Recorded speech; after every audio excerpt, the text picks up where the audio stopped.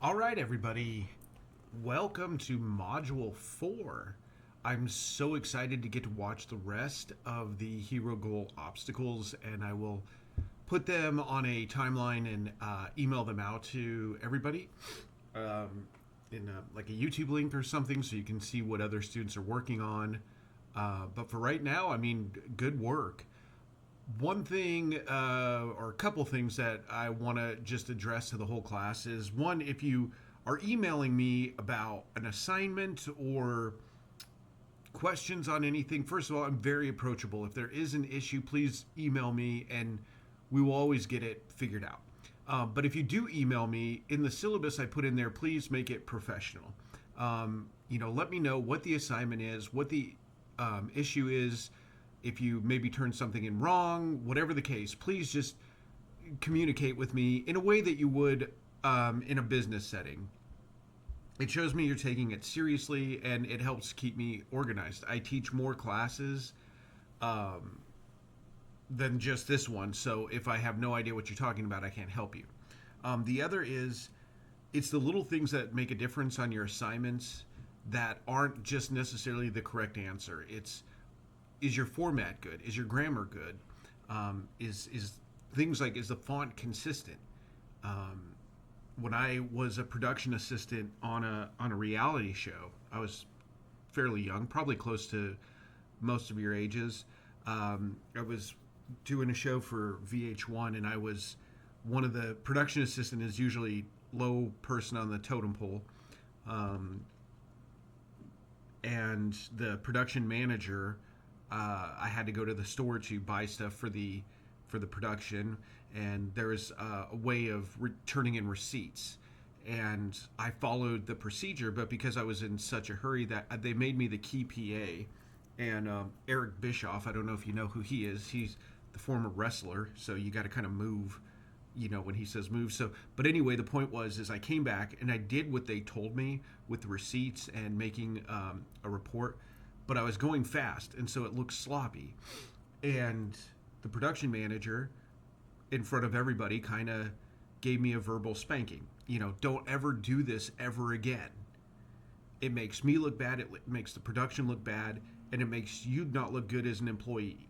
And I truly believe college is not an extension of high school. It is the start of your adult life. It is the start of your professional career. You're paying money to be there, time to be there. I'd rather quality over quantity.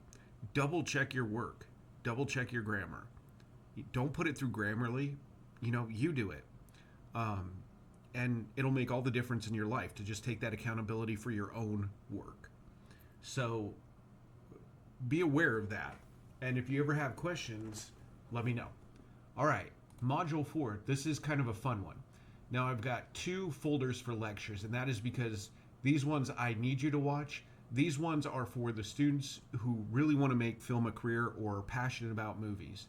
I'm not going to say you have to watch them, but there's a couple good ones. But let's start with the topics we're going to be talking about.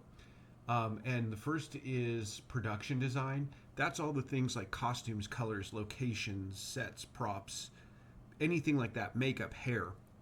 It's a giant part of a film production. And if you look on credits, you'll notice the production designer is way up there, close to director, sometimes even ahead of the cinematographer. Very important person on a film production. If you come from a theater background, this is a great career to look into. There's a little bit of order to how you have to do production design. I want you to start with this lecture from yours truly, and then assignment 8 corresponds with it. So you'll watch the production design lecture, and then I want you to watch the film The Royal Tenenbaums. There's a link to it. Now, you may have to rent it, so if you're having a hard time, financially, I get that. Just send me and email me like maybe 5 movies you do have access to. They can't be anime or animation, anything like that. That's my old email. I'm sorry. That's the one. I used to do that because I was at a few different schools. So just wherever I had that, wherever you see that, email that Professor Foss. just vanished. I don't know. I'm looking at two different monitors right now, so I went from the recording one to that. But yeah, just use my regular. Oh, there it is. Bloop. Email me. Okay. And then, so you're going to watch this 250 words. Please indicate ways in which production design helped tell the story. Look at color, costume, props, locations.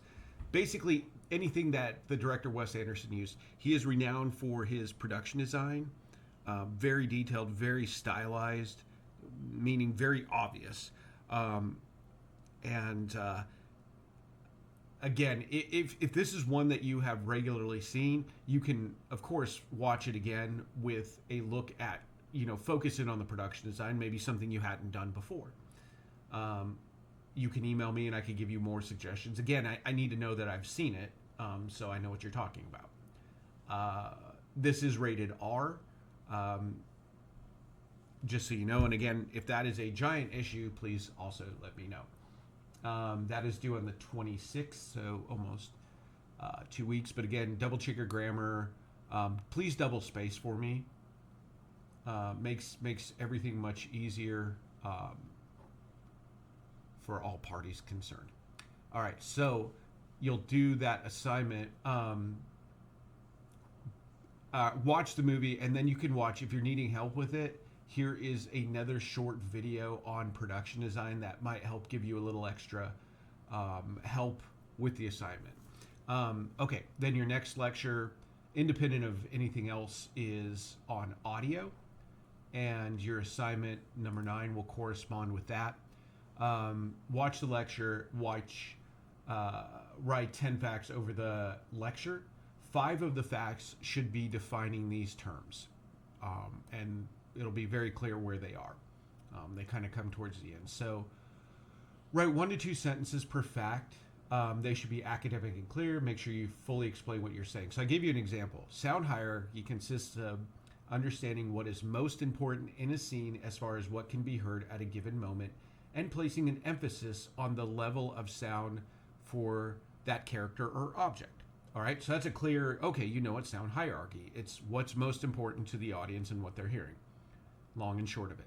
A bad example of sound hierarchy. Sound hierarchy is important to film, right? That doesn't tell me anything. So make sure, if you're thinking, okay, is this enough? If you were to tell me that, would I understand that you understand what it is, right? And you don't have to have a full knowledge, but you should have a good idea. If you don't know, email me, but I try to make it pretty clear in the lectures. So that is due on the same date. That is the 26th, so about 2 weeks. Okay. The other lecture, this is a short one to just give you a timeline of experimental film. This is something that I have students do in your next production, which is to make an experimental film. So let's close some of these down, so you can see what I see better. Okay, your next film is the experimental film. That lecture will just kind of touch on different examples and why they're important. Why I like it, especially at this level. So when I say experimental film, I tell students to kind of think of music videos. That might be the most kind of accessible place, because they kind of springboarded off of the avant-garde cinema. So experimental to me is more about focusing in on film as a visual art and a subjective experience versus a narrative story.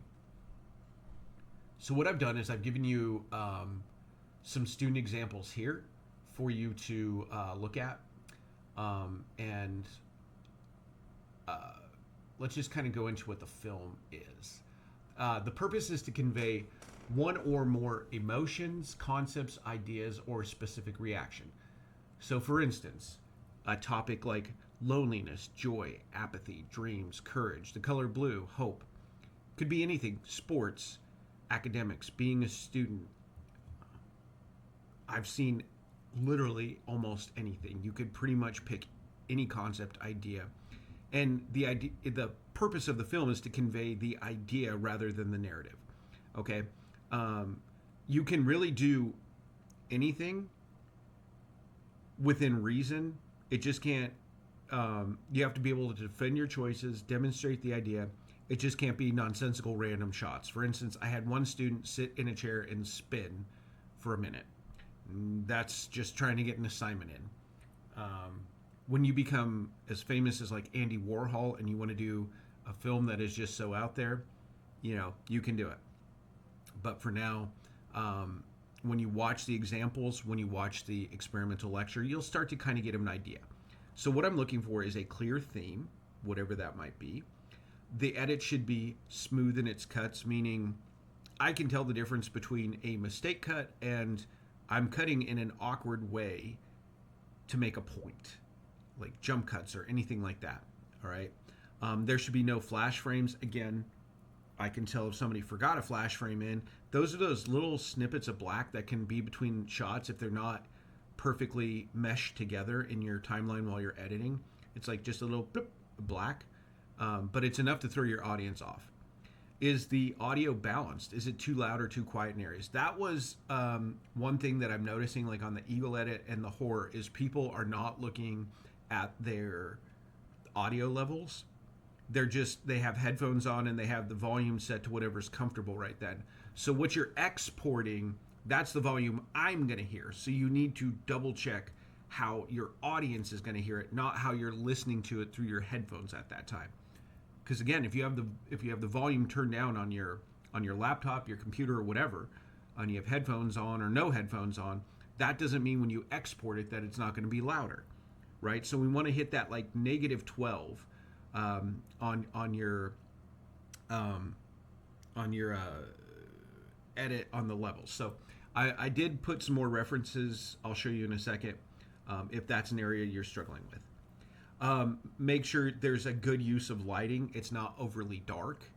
And try and put some effort in the production design. That is a huge part of filmmaking, and it's probably the one that students can overlook. I find that at this level, what students tend to overlook is finding actual actors to act in their productions, which that's kind of hard. Unless you have friends in theater or whatever, it's a lot of times you just kind of get who you can find. But one thing you can control is making your production design better, right? That might mean putting more to the locations, adding more, designing more, thinking fuller on what it's going to look like. When we get into our next production, the final one, that might give you an even greater chance to plan ahead for your production design, but I feel like you can put some effort in it. So anywhere from 15 to 20 shots per film, and you can have more if you need. So that's just to keep you from like 2 shots and you're done. 1 minute to 2.5 minutes. Audio is not required, but it can include dialogue, music, sound effects, or anything like that. But you don't need sound. A title with your name and idea over 3 seconds of black at the end of the film. Again, shots must be clear, focused, framed well, and defensible. Shoot in 24 frames per second. You can shoot in 4K, but make sure the final export is in 1920 by 1080 and scaled down 4K footage. So here's one. Keep your phone horizontal, not vertical, like you're filming a TikTok. This is cinema production. So that's like the only basic big thing. I won't accept them anymore if they're like that. If you happen to not be paying attention and shooting them that way, then, I mean, it's kind of on you at this point. So I was nice on the Hero Go obstacle because I get it's an online one, but it kind of shows that you're just not paying attention whatsoever. Here is a export for audio scaling down if you are shooting 4K, and a different export. So I do have this same one under resources, but it's right there as well. Students can lose points for demonstrating no effort, late delivery of video unless an extension was granted before the due date. So if it's after it's done and I get an email, hey, Professor Foss, I've just been really busy, blah, blah, blah. I can, but I got to be fair to the students who are submitting things in on time. Again, think of it like a job. What would your boss say? You know, and if you come to me beforehand, hey, my husband or wife is sick, or whatever the case may be, I'm not so cold-hearted that I wouldn't understand that you might need an extra day. You're a human being. But it looks like you just don't care and are putting things off. And I'm doing this now with more like 3 weeks time. So you do have adequate time to get it done and to get a hold of me. Again, it's 1 minute, so it's really not very long. And I'm not expecting Martin Scorsese from anyone. What I'm expecting, you don't have to impress me. You don't have to wow me. There's nobody you have to wow. What will impress me is adhering to the rules, right? The art and everything, that kind of comes, right? There's some people who are great filmmakers, but they're not great at following direction. I'd rather, if my company, when I had a film production company, I would rather hire somebody who is a good worker, hard worker, follows directions, over somebody with a lot of talent but doesn't follow directions. Now, if you're neither of those things, well, you got some work to do. And the first place I would start on is following direction. All right, so you can lose points, again, no effort, late delivery, upload the right file. So watch what you're submitting before you submit it, and don't submit the project file, right? The thing that says like Premiere Pro or whatever. You want to export the video from Premiere Pro. Premiere is just where you make it, right? So it'd be like, I don't even know what to compare it to. It'd be like if this were a baking example, it'd be like giving me the oven instead of the cake, right? I want the cake. I don't want the thing that made the cake. So double check, watch to make sure your video is playing back. If it's supposed to be 1 to 2 minutes and you look at your export and it's 13 minutes, that's not right, right? There's something on your timeline that was still exported. You have to delete whatever that is and make sure you're just exporting what's correct. So if you're uploading it, not bothering to take time with it, I'll send you an email, but you're going to start the grade off at a C. Just get me what's right the first time. So you can kind of look at the grading percentages and how I'll do this. If you follow the grades and you're pretty much, when I say error free, I mean errors of what's in the directions. So anyway, you could peruse that at your own time.